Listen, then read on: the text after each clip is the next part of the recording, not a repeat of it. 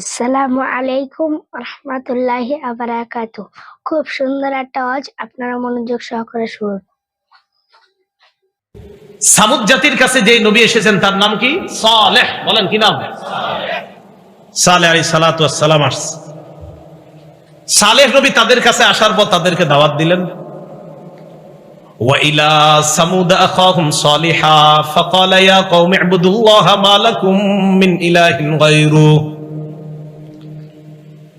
সামুদ জাতির নিকট সালেহ আলাইহিস সালাতু ওয়াস সালামকে পাঠাইলাম। তিনি দাওয়াত দিলেন, হে আমার সম্প্রদায়, তোমরা আল্লাহর ইবাদত করো, তিনি ছাড়া কোনো ইলাহ নাই। সালেহ নবীর জাতি তাকে বলে, সালেহ, আমরা তোমাকে অনেক বুদ্ধিমান মনে করতাম, তোমাকে নিয়ে কত স্বপ্ন দেখতাম, তোমাকে এই বানাবো সেই বানাবো, তুমিও শেষমেশ আমগো বাপ দাদার ধর্মের বিরুদ্ধে কথা বলা শুরু করলা। স্বপ্ন দেখছ? আপনাদের এই এলাকার এক ছেলের নিয়ে আপনারা অনেক স্বপ্ন দেখছেন। এই বেচারা উজানি মাদ্রাসায় পড়াশোনা কইরা দাওরা হাদিস পাশ করে আইসা বলতেছে, আব্বা এতদিন যে সুদ খাইতেন এটা ঠিক না, এটা হারাম। তোর এই জন্যই পড়ালেখা করাইছে। তাহলে কি স্বপ্ন দেখছে আল্লাহ জানে। সামুদ জাতি কয়, তোমারে নিয়ে কত স্বপ্ন দেখছি আমরা, তুমিও আমগো বাপদাদার বিরুদ্ধে ধর্মের বিরুদ্ধে দাওয়াত দিতেছ। এই সামুদ সম্প্রদায় 5 খোদার ইবাদত করত, ওয়াদ্দুন, সুয়া, ইয়াগুস, ইয়াউক, নাসরুন। মনে রাখবেন যে 5টি মূর্তির নাম বললাম দেবতা, এই 5টি মূলত দেবতা ছিল না, এই 5 জন মূলত আল্লাহর ওলির নাম ছিল। কার নাম? আজীব কথা, ঠিক না? সহিহ বুখারীর বর্ণনা। এই 5 জন ছিল আল্লাহর ওলি। তখন দুনিয়াতে নবী ছিল না। এই 5 আল্লাহর ওলিকে দেখে অন্যান্যরাও ইবাদত করত। কারি ইব্রাহিম সাহেব রহমতুল্লাহি আলাইহিকে দেখে দেখে এই এলাকার মুরব্বীরা ইবাদত বন্দেগী করত কিনা? 5 আল্লাহর ওলি যখন দুনিয়া থেকে বিদায় নিল, বিদায় নেওয়ার পর তারা অনেক কান্নাকাটি করে, আহারে কত বড় ওলিদেরকে হারাইলাম। ইবলিস তাদের কাছে আসলো। আসার পর কয়, তোমরা যাদেরকে হারিয়েছো তাদেরকে খুব মনে পড়ে? কয়, হ্যাঁ। মানুষের রূপ ধারণ করতে পারতো তখন ইবলিস মানুষের রূপ ধারণ করে ওই 5 আল্লাহর ওলির ছবি তাদের সামনে দেখাইলো যে এই 5 আল্লাহর ওলি তো। কয়, হ্যাঁ।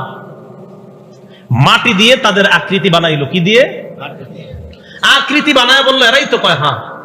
ঠিক আছে, এদেরকে সামনে রেখে রেখে ইবাদত করো। না, তখনও শিরিক শুরু করে নাই। সামনে রাখতো আল্লাহর ওলিদেরকে, বাকি ইবাদত করতো আল্লাহ। মনে পড়তো, আরে এই ওলিদেরকে দেখে ইবাদত করতাম। এই জেনারেশন বিদায় নেওয়ার পরবর্তী জেনারেশন আসলো। আসার পর ইবলিস তাদেরকে আইসা বলতেছে, তোমাদের বাপ দাদারা যে আল্লাহর ওলিদেরকে দেখা দেখা ইবাদত বন্দেগী শিখছে আর করতো, তাদেরকে খুব মনে পড়ে, তাই না? কয়, হ্যাঁ। কয়, এই যে 5 আল্লাহর ওলির প্রতি ছবি তোমাদের কাছে নিয়ে আসলাম, তাদেরকে সামনে রেখে ইবাদত করতে পারো। তো তারা যখন ইবাদত করে, ইবলিস কয়, তোমাদের বাপ দাদাদেরকে দেখছি তাদের সামনে সেজদা দিত, তোমরাও সেজদা দিতে পারো, সমস্যা নেই। নাউজুবিল্লাহ বলেন। শুরু হয়ে গেল মূর্তি পূজা পৃথিবীতে। এই সর্বপ্রথম আপনার ইবলিস আল্লাহ ছাড়া অন্যদেরকে সেজদা দেওয়ানো শুরু করলো। তাহলে বলেন তো, যাদেরকে সেজদা দিল তারা কি খারাপ ছিল না? তারা মূলত 5 জন আল্লাহর ওলি ছিল। আল্লাহর ওলিদের কি এখানে কোনো দোষ আছে? নাকি তাদেরকে কেন্দ্র করে শিরিক করাটা অপরাধ? বলেন।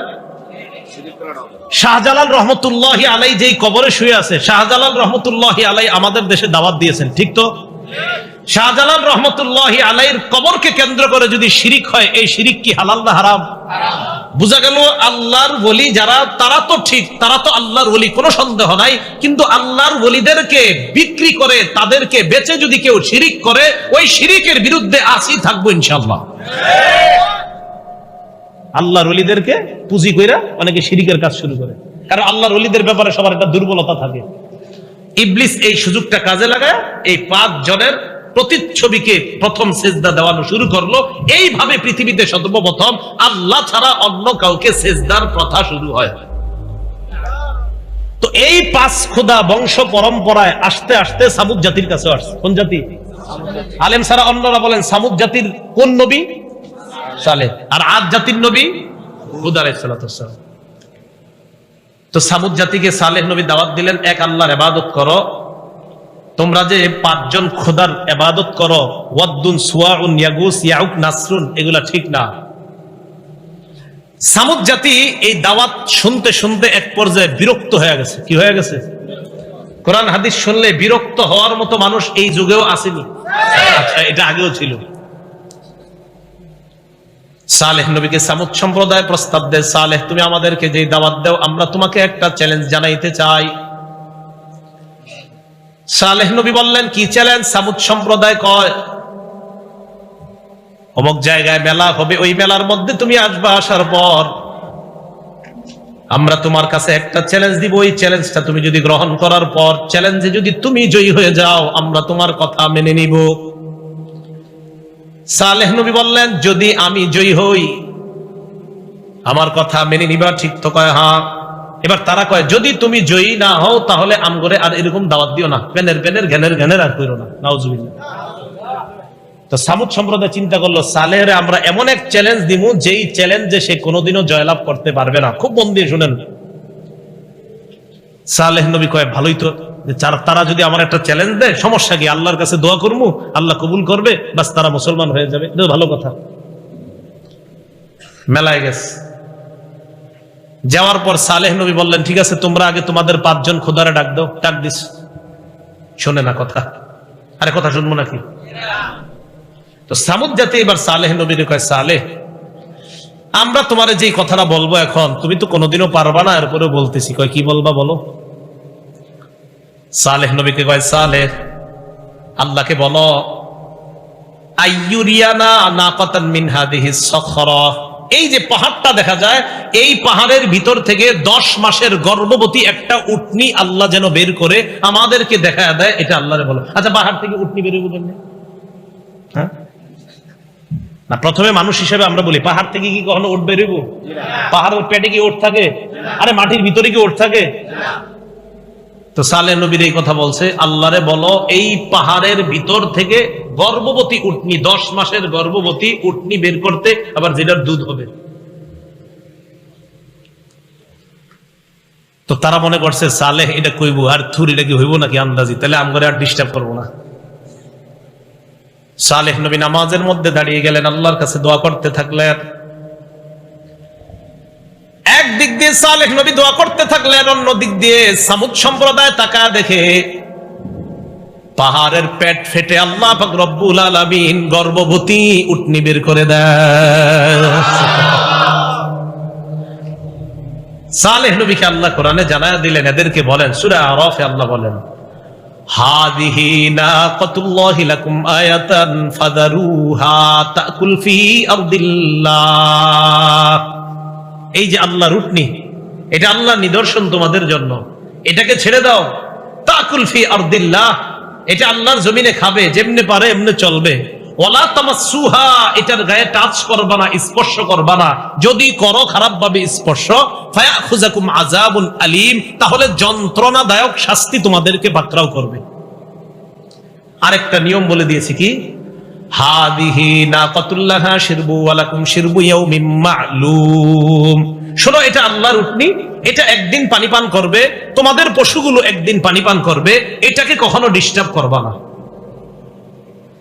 তাহলে এই জায়গায় একটু মনে রাখেন, উটনি আল্লাহর নিদর্শন, প্রথম কথা। 2, এটা এটার মতো রাস্তাঘাটে চলবে, মাঠে ঘাটে খাবে, চলবে, এটা 3 নাম্বার কথা, এটা একদিন পানি পান করবে, আর তাদের এলাকার পশুগুলো একদিন, এটাকে ডিস্টার্ব করা যাবে না।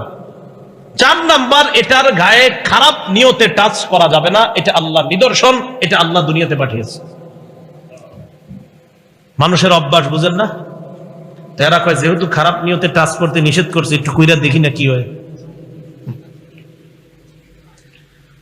আল্লাহ পাক রব্বুল আলামিন বলেন, ওয়াকানা ফিল মাদিনাতি 9 রাহতি ইউফসিদুনা ফিল আরদি ওয়ালা ইউসলিহুন, এলাকার মধ্যে 9 জনের একটা ডাকাত দল ছিল। বলেন কয়জন?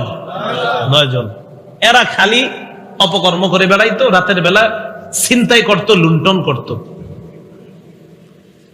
এদেরকে বুঝিয়ে শুনিয়ে রাজি করাইলো যে তোমরা আল্লাহর যে নিদর্শন সালেহ নবী দোয়ার মাধ্যমে যে উটনি দুনিয়াতে আনছে, এই উটনিটাকে তোমরা হত্যা করবা, এই বলে ওই 9 ডাকাত দলকে রাজি করালো। এটা একটা বিষয়। ডাকাত দল কি করলো? উটনিকে রাতের বেলা ফাআকারুন নাকাতা, এই উটনিকে তারা হত্যা করলো। বলেন নাউজুবিল্লাহ। সালেহ নবী দৌড়ে আসছে, সর্বনাশ, কে করছে এই কাজ? আযাব আসবে। সালেহ নবী তো জানে যে আল্লাহ আমাকে জানায় দিবে এটা কারা করছে। ওই 9 ডাকাত দল চিন্তা করলো আমাদের ব্যাপারটা যদি সালেহ নবী জেনে যায় তাহলে তো আমরাও সমস্যায় পড়বো। এক কাজ করি, আজকে রাতে সালেহ নবীরই দুনিয়াতে বিদায় করে দিই। কি করলো? তাকাসামু বিল্লাহি লানুবাইয়িতান্নাহু ওয়া আহলা। এই ডাকাত দল শপথ করলো যে আজকে রাত্রেই আক্রমণ চালায়া সালেহকে আর তার পরিবারকে শেষ করে দিবে। 19 পারার শেষ নাম্বার পৃষ্ঠা, খুব সুন্দরভাবে আছে দেখবেন। قالوا تقاسموا بالله لنبيتنه واهله ثم لنقولن لوليه ما شهدنا مهلك اهله وانا لصادقون। 9 জন শপথ করলো আজ রাতেই সালেহ নবীকে হত্যা করব, রাতের বেলা অতর্কিত হামলা চালাবো। সালেহের পরিবারকে হত্যা করার পর তার অভিভাবকরা যদি কেউ জিজ্ঞাসা করে আমরা শপথ খেয়ে বলবো। আচ্ছা, এরা শপথ খাওয়ার কি দরকার আছে? আমগরে জিগাইবো? মানে ডাকাতরা তো জানে যে এই জাতীয় অপকর্ম ঘটলে আমগো উপরে সন্দেহের তীর আসবে, আর যদি আসে আমরা বলবো না না না আমরা ছিলাম না, ওই যে চোরে কলা খেয়ে চুরি করছে করে, আমরা না আপনি জিজ্ঞেস করছে আপনি না। তো এরা আগে থেকেই বলতেছে আমরা বলবো মা শাহিদনা মাহলিকা আহলি ওয়া ইন্না লাসাদিকুন, যে এই হত্যাকাণ্ডের সাথে আমরা জড়িত না। মানে আগে থেকে পুরো নিয়ত কি বলবে। এবার তারা চক্রান্ত করলো, ওয়া মাকারু মাকরা, তারা চক্রান্ত করলো, ওয়া মাকারনা মাকরা, আমি আল্লাহ চক্রান্তের সমুচিত জবাব দিয়ে দিলাম। তারা কি করলো? চক্রান্ত। তারা কি করলো? আল্লাহ কয় ওয়া মাকারনা মাকরা, আমি তাদের চক্রান্তের সমুচিত জবাব দিয়ে দিলাম। এজন্য ইসলাম মুসলমানকে ধ্বংস করার চক্রান্ত যদি কেউ করে তাদেরকে আল্লাহ সমুচিত জবাব আজ হোক কাল হোক ঢিল দিতেছে এমন ধরা ধরবে তো সমুচিত জবাব দিয়ে দিবে। সঠিক বিষয়কে কখনো শেষ করার ষড়যন্ত্র করা যাবে না, যদি করেন তা আপনি শেষ হয়ে যাবেন। আল্লাহ বুঝার তৌফিক দান করেন। রাতের বেলা সত্যি গেছে সালেহ নবীরে মারতে, পাহাড়ের পিছনে গিয়ে লুকিয়ে আছে। তাফসীরের কিতাবে আসছে প্রথমে হামলা চালাইছে, যেই মাত্র হামলা করতে যাবে কে যেন উল্টা তাদের উপর হামলা চালায়। সুবহানাল্লাহ। কেউ নাই কিন্তু আশেপাশে কেউ নাই। কয়বার হলো? একবার। আবার দ্বিতীয়বার হামলা চালাইছে, চালানো মাত্র কে যেন আগে আবার হামলা তাদের উপরে চালায়। আরে ঘটনা কি? এটা কে করে? তৃতীয়বার হামলা চালাইতে গেছে, এবার ফাইনাল হামলা চালাবে যে এই আক্রমণে সালেহ আর তার পরিবারকে খতম করব। এবার তারা যখন ফাইনাল আক্রমণ করতে গেছে কে যেন তাদের উপর ফাইনাল আক্রমণ করে তাদেরকে শেষ করে দিচ্ছে। সালেহ আলাইহিস সালাতু ওয়াস সালামকে আল্লাহ জানায়া দিলেন আপনারে মারার প্ল্যান করেছিল তারা, আমি আল্লাহ রাতের বেলা ফেরেশতাদের মাধ্যমে তাদের প্ল্যান নস্যাৎ করে দিয়েছি। তাহলে সালেহ আলাইহিস সালাতু ওয়াস সালামের জাতি যখন এইভাবে উটনিকে হত্যা করলো, আবার সালেহ নবীকেও মারার ষড়যন্ত্র ইত্যাদি করলো, সালেহ নবী এই সব কিছু তাদেরকে বলল দেখো উটনিকে তোমরা মেরে ফেললা, অথচ তোমরাই বলছো দোয়া করা, আল্লাহর কাছে দোয়া করি যেন উটনি বের করে আল্লাহ করলেন। আবার আমাকে মারার জন্য ষড়যন্ত্র করছে একদল, দেখো তারাও সফল হতে পারেনি, উল্টা তারা শেষ হয়ে গেছে। সুতরাং আল্লাহকে মেনে নাও। এরাও কয় না মানলে কি হবে? ওই আজ জাতি কি বলছিল? আমাদের চেয়ে শক্তিশালী আর কে আছে, যদি না মানলে কি হবে? আল্লাহ সালেহ নবীকে বললেন এদেরকে জানায়া দেন তামাত্তাউ ফি দারিকুম সালাসাতা আইয়াম, তাদেরকে বলেন তোমরা আর 3 দিন আরামে বসবাস করো। কয়দিন? 3 দিন পর তোমাদের উপর আযাব আসবে। এই কথা শোনার পর সামুদ সম্প্রদায়, মানে আমি মাঝে মাঝে চিন্তা করি, দেখেন বলে দিছি কিন্তু যে 3 দিন পরে গজব আসবে, তা আমি চিন্তা করি এই যুগে যদি আল্লাহ কোন নবী পাঠাইতেন আর ওই নবী যদি বলে ফেলতেন যে 3 দিন অপেক্ষা করো গজব আসবে, আল্লাহ জানে আমরা কি বলতাম। নবী তো আর আসবে না, তো চিন্তা করি যে আমাদের কাছে যদি এরকম কোন নবী এসে বলতেন যে আর 3 দিন অপেক্ষা করো, 3 দিন পরে গজব এসে সব শেষ হয়ে যাবে, আমি চিন্তা করি এরকম যদি হতো, হবে না তো, হলে আমরা কি বলতাম আল্লাহ জানে। সালেহ নবী যখন বললেন আর 3 দিন অপেক্ষা করো, 3 দিন পর গজব আসবে, এরা কি, এদের অ্যাকশন কি হলো? তোর আন্দাজি কথা। আমি জানি না আমরা কি বলতাম, কিন্তু এরা বলছে কি এরা এদের মতো করে চলতে থাকলো 3 দিন। চিন্তা করেন 3 দিন পর গজব আসবে। একজন নবী বলছে, কোন নবী? যেই নবী ইতিমধ্যে দোয়ার মাধ্যমে মুজিজা প্রদর্শন করলো, আবার অনেকগুলা ঘটনার মাধ্যমে বলল দেখো আল্লাহ আছে, এরপরেও বললেন 3 দিন পর সেই আল্লাহ গজব দিবে।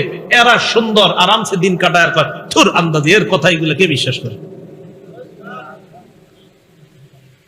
3 দিন পর ফাআখাযাতহুমুস সাইহা, প্রচন্ড একটা আওয়াজ আসলো। তাফসীরের কিতাবে আসছে প্রথমে হালকা ঠান্ডা বাতাসের মতো আসছে। এরা কয় আহ, এটা তো আমাদের জন্য আরো ভালো দেখি। সালেহ কয় গজব, কই গজব?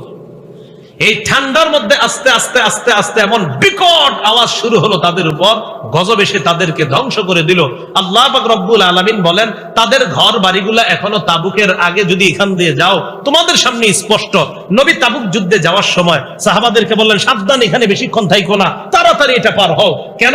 আমি আশঙ্কা করি না জানি তোমাদের উপর ওই গজব আসে, যেই গজব জালেম সম্প্রদায় সামুদ জাতির উপর আসছে, আমার উম্মতের উপর যেন না আসে, তাড়াতাড়ি পালাও।